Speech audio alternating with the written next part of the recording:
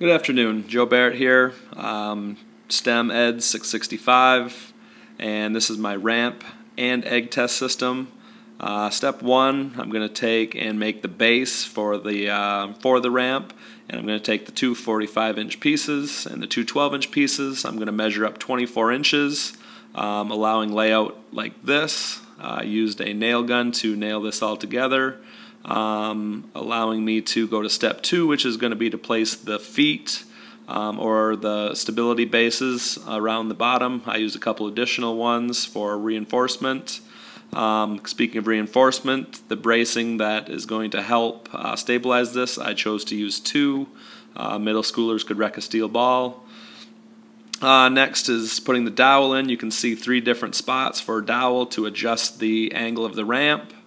The angle is set, the bracing is set, the base is ready. Our next step is to make the actual ramp. We are going to take our 36-inch pieces. We have 4 of them, so we're going to make 2 ramps that we'll splice together later. I take the hardboard and nail it to our 36-inch pieces.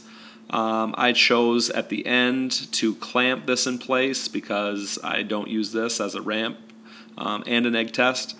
The second portion is going to be where it hangs, so it's going to come off the bottom and it's going to be a hanger. You can see it hanging on the dowel, and it can sit and rest.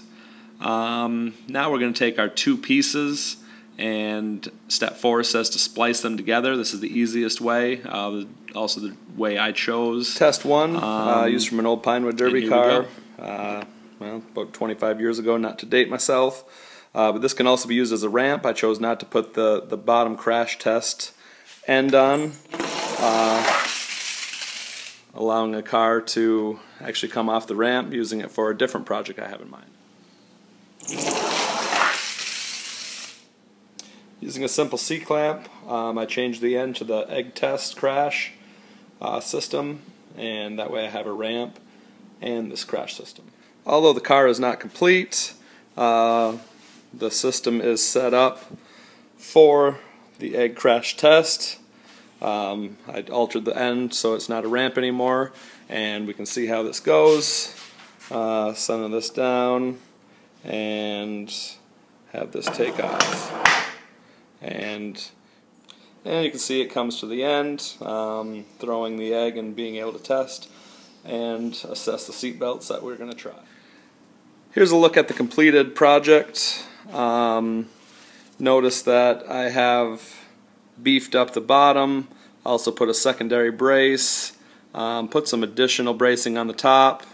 This project is designed for middle schoolers, and anyone that has taught middle schoolers knows that middle schoolers could wreck a steel ball, so I did reinforce and make this project a little bit better. Thank you for your time.